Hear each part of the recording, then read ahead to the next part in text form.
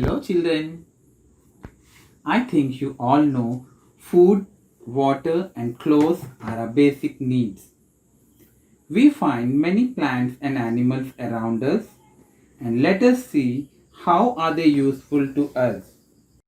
What do you observe here? Clothes, jute bags, gunny bags, mattress and ropes. We get fibers from plants. Cotton fiber helps to make clothes, and jute fiber helps to make bags. We can make gunny bags from red sorrel and mattresses from the fibers of aloe vera, and the fibers of coconut are used for making ropes and different articles.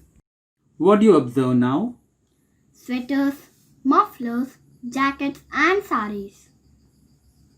We get these also from plants? No, not from plants. We get fibers from animals also. Animals which provide good quality of fibers include merino sheep, Angora goat, camels, alpacas, yaks, and silkworms. What type of clothes do we wear during summer Cotton clothes, and during winter? woolen clothes, What type of clothes do we wear during special occasions such as marriage functions or festivals? silk clothes. But I wonder how was silk prepared? Silk was first prepared in China. Chinese traditions, along with the writings of Chinese philosopher Confucius, tells the same 2700 BC tale. The story is about Emperor Huang Ti and his empress Leizu alias Si Ling Shi. It states that the Empress Leizu was having tea on one day under a mulberry tree with her husband when a silkworm's cocoon fell into her cup. In an attempt to take it out, the thread of the cocoon began to unroll. So the Empress thought of weaving the thread. The Emperor encouraged his wife to study the life of silkworm, and so she learned the art of raising silkworms, or what is called sericulture. Her findings was taught as well, and thus the advent of silk industry. So, making of silk is a very interesting story, isn't it? Yes, this involves various persons and efforts. To know about silk, it would be better if you visit a sericulture exhibition. Wow! Let us go and have a wonderful experience. What are these? Are they butterflies? Here you can see the moths of different types. Moths look like butterfly, but they are not butterflies. You can observe here the difference between moth and butterfly clearly. Why do they take care of silk moths? They take care of them because they lay eggs. Where do they lay eggs? Silkworms are reared in special centers known as seed growing centers where they lay eggs. In our local language, these moths are called chilakalu, and scientifically, these moths are called Bombyx mori. What arrangements are made when the moth lays eggs? At the time of laying eggs, people arrange white cloth pieces of paper, and the moth lays hundreds of very tiny eggs on them, and a female moth generally lays around 500 eggs in one go and dies. How do the eggs hatch? Most of the time, people allow these eggs to hatch in a special chamber, usually over mats or beds of chopped mulberry leaves to get small worms. These tiny worms are sold to different farmers who want to cultivate silk. Our silkworms are also sold. Yes, sometimes silk moths are also sold. People buy these silk moths to produce eggs. The centers which grow silk moths are called grenages. Where do we find seed growing centers? There are different seed growing centers, but in Horsley Hill of Chittoor district there is a big seed growing center. Let us go to the next stall. Okay. What are these in this large trays? In these trays you can see small insects or the larvae of silkworm are feeding on the leaves. What are these egg-like structures in this tray? These white egg-like structures in the tray are called cocoons. What do the larvae feed on? These larvae feed only on mulberry leaves. Then where do they get mulberry leaves from? Sericulture farmers plant the twigs of mulberry to get the mulberry crop, which is used as the food for the larvae. What is he chopping down? He is chopping the mulberry leaves into small pieces to feed the worms or the caterpillars which people get from the seed growing centers. These worms eat leaves day and night continuously. They need good hygienic conditions and proper light to grow. When these worms grow bigger in size, they are transformed into bigger size cane frames called chandrikalu. How long does the larva eat continuously? After 30 to 35 days, the caterpillar stops eating and settles at a particular place. It weaves a net to hold itself. The caterpillar moves its mouth from side to side and secretes fiber-like substance. When this substance is exposed to air and heat, it becomes strong.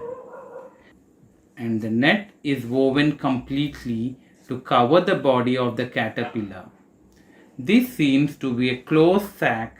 This is called cocoon and in Telugu Pattukayalu. What will the larva do inside the cocoon? Actually, before weaving the cocoon, the larva goes to the stage of pupa and again undergoes change in the cocoon and becomes a moth. After 2 to 3 weeks, young moths come out from the cocoon and they fly away. Hey, why are they putting the cocoons in the steam oven?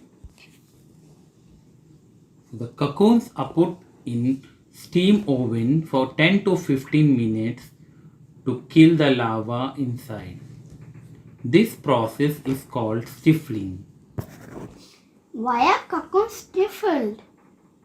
Stifling of cocoons helps to store the cocoons for a long time. What will happen if cocoon is not boiled? If the cocoon is not boiled or stifled, the larva inside will cut out its way and grow into a moth and the cocoon will be spoiled. We will not be able to get a continuous thread of silk from such cocoons and we won't be able to obtain quality fiber for fabric. How are cocoons stored and sold? The cocoons are stored in sealed bags and sold at the cocoon market. Let us go to the next stall. Okay. What do you observe here? Some people are boiling and stirring cocoons in large pans. What are they doing? They are locating the ends of the threads of cocoons. The boiling of cocoons helps them to loosen the fiber, which is then reeled. What is this place? This is the reeling center. What is reeling? Obtaining silk fiber from cocoons is called reeling. The silk fiber is carefully collected from the cocoons, and nearly 3 to 8 of such threads are wound together to make yarn, from which is reeled. What are these machines? Reeling of silk fiber is done through special machines. The special machines which are used for reeling in sericulture are reelers and twisters. See here, this man is making the silk yarn, which will be reeled. What are they doing here? The yarn is clean, bleached and colored. Now the yarn is ready to be woven into a variety of designed fabrics. What is this machine? This is a hand loom. Where are the silk fabrics made? There are different places in our country where silk fabrics are made, and silk fabrics get their name from the places where they are made. Let us go and see the various silks which are made at different places. Oh, this is Dharmavaram? Yeah, this is the silk city of our state, Andhra Pradesh.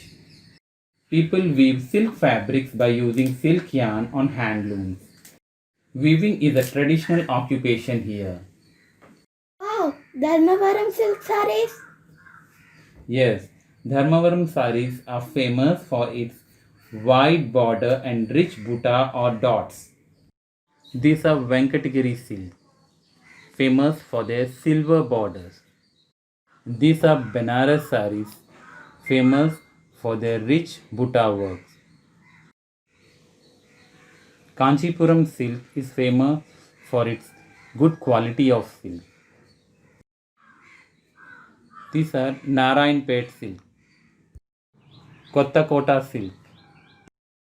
Pochampally silk is famous for its peculiar designs. Apart from mulberry silk, there are different types of silks. Let us see them in detail. Now you can observe the larva, cocoons and moth along with the fabric of tussar silk. This is Muga silk. Now you can see Kosa silk and observe the moth and larva which differ from the mulberry silk. This is Eri silk or Eri pattu. To these silk fabrics, some chemicals are added to give strength to the fabric. Silk, which is a natural product or animal product, is mixed with artificial fibers to make satin and crepe. Earlier, silk was woven on hand looms, but now power looms are also used to weave silk. Till now, we have seen various stages in sericulture and different types of silks which we get in different parts of India. Now, let us see the life cycle of silkworm. The adult silk moth lays nearly 500 eggs, and from the eggs, small larvae comes out which feed on mulberry leaves and grow. The larvae continuously eat the mulberry leaves and become large. And after reaching a stage, the larva starts secreting the fiber through its salivary glands and then enters the next stage, cocoon. And this stage is called as the pupa stage. The pupa in the cocoon slowly develops into adult moth and cuts off the cocoon and comes out as an adult moth. This is the life cycle of silkworm.